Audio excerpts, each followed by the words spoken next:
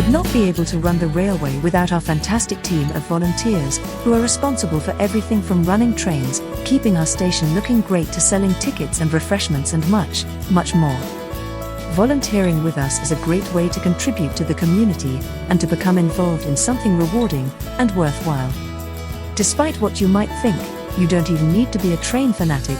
We have a wide range of positions available, so a simple smile and a positive attitude is usually a great start. We repair, refurbish and paint our own locomotives, carriages, wagons, benches and signposts. The list is never ending.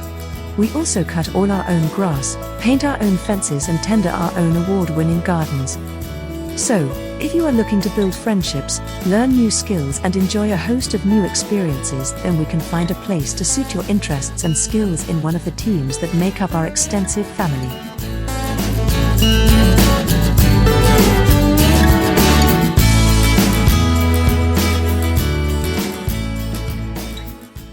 My name's Roger Taylor.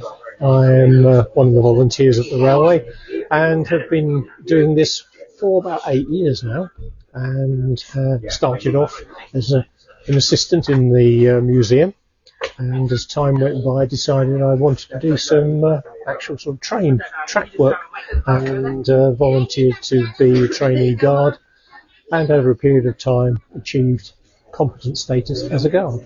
Since that time, as with many of these voluntary organisations, you become more and more involved as time goes by, and I'm now the museum curator, obviously a qualified guard, and also a guard assessor, having had to do additional qualification to assess the competence of other members of the railway, and now have a team of trainees and qualified guards, which is progress indeed.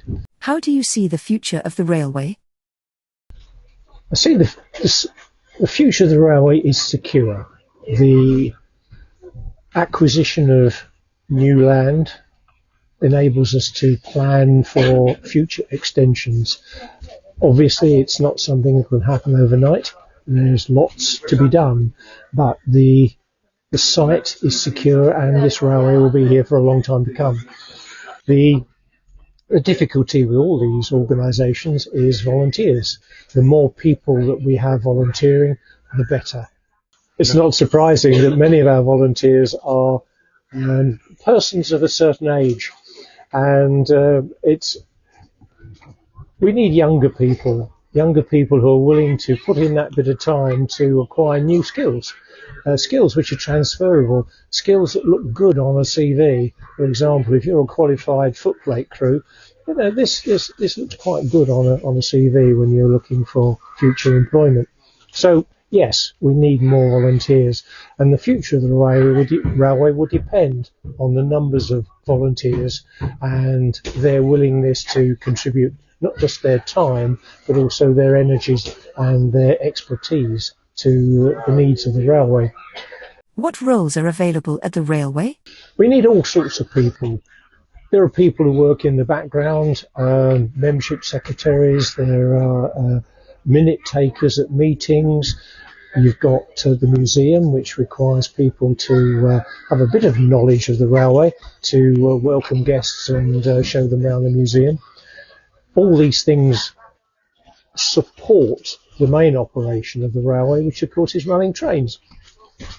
But there's a lot more to it than that. You need station staff, you need staff to man the shops, we need people to man the buffet car, which is a very, very important aspect of the railway. The buffet car needs to be a warm, welcoming place, and people with person skills are ideal for that sort of role. Every type of skill can be made use of, whether it's financial skills, marketing skills, technical skills in terms of engineering expertise, management skills. You name the skill and we can probably make use of it. Especially people that have perhaps come to the end of their professional life and are looking to extend their interests and maintain a working contact with other people. As many people will know, when you get to the stage in life where you're retiring from normal work, it's quite easy to get very isolated and become quite lonely. This is an opportunity to maintain that social contact, which is so good for people's mental health and future development. Lifetime development, lifetime skill growth. The opportunities are there within the railway. Prior to retiring and subsequently joining the railway, what was your career? Well, I'm a retired teacher. I spent 40 years in the classroom, secondary education mainly, and finalised my career working in the FE sector with 16 to 18-year-olds. So I'm perhaps in some respects ideal for the public face type activity of the railway, and communication skills are probably one of my strengths. But I had no knowledge of railways before I came here. It was not something I'd ever considered in my life. But because I'm now living locally, I needed something to do, and I looked around for opportunities, and I was within 15-minute walk of a heritage railway, so it seemed the obvious place to go. So here I am, and it takes up as much time as I'm prepared to give it. It can be totally absorbing, and I know some of my colleagues here spend much of their life working up here. But of course, that doesn't apply to everybody. Any time that people can give us in terms of just a few hours on a weekend, on a Sunday, when we're running trains or when we're doing maintenance work and construction work during the week, just a few hours can make all the difference.